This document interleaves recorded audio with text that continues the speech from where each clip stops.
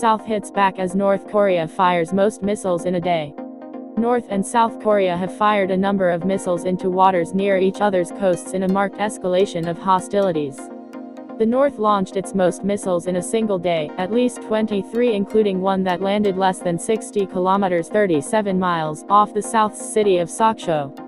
Seoul responded with warplanes firing 3 air-2 ground missiles over the disputed maritime demarcation line. Later, Pyongyang fired 6 more missiles and a barrage of 100 artillery shells. The North says the launches are in response to large-scale military exercises currently being held by South Korea and the United States, which it calls aggressive and provocative. On Tuesday, Pyongyang warned they would pay the most horrible price in history if they continued their joint military drills, seen as a veiled threat to use nuclear weapons. The North has tested a record number of missiles this year as tensions have risen. Wednesday's exchanges began with missile launches by Pyongyang into waters close to South Korea, triggering air raid sirens on Alun, an island controlled by Seoul. Residents there were told to evacuate to underground shelters. One ballistic missile crossed the northern limit line Enel, a disputed maritime border between the Koreas. It landed outside South Korea's territorial waters, but it is the closest a North Korean missile has come. Seoul called it an unacceptable breach of its territory. Officials in the south said the air-to-ground missiles fired by its military landed a similar distance past the Enel off the north's coast. The tit-for-tat launches come as attention is focused on South Korea during a period of national mourning, following the crowd crush in Seoul at the weekend, which killed more than 150 people. South Korean military officials at first said the missile the North had fired over the Enel was one of at least 10 launched in both east and west directions on Wednesday morning.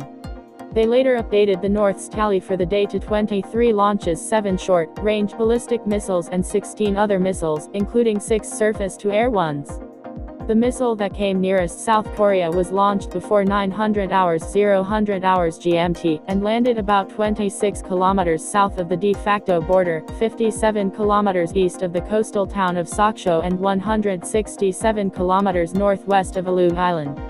The launch was picked up immediately by South Korean and Japanese authorities, who swiftly condemned the escalation from Pyongyang. South Korea's military said it was the first time since the division of the Korean peninsula following the 1950–53 Korean War that a ballistic missile had landed south of the Enel near our territorial sea. President Yoon Suk-yeol, who has made it his policy to take a tough line on North Korea, labeled it an effective territorial invasion, although the missile landed outside South Korean territorial waters, vowing a swift and firm response. Under international law, countries can only establish territorial claim to 12 nautical miles of sea off their coastline. Tensions have been rising this year. The peninsula has already witnessed more than 50 missile launches from North Korea in 2022, including one ballistic missile that passed over Japan. On Monday, a U.S. nuclear-powered submarine arrived off the coast of South Korea to take part in the latest in a series of joint U.S. South Korean drills, which began in August. Dubbed Vigilant Storm, they are the largest exercises Seoul and Washington have ever held, involving hundreds of military aircraft from both sides.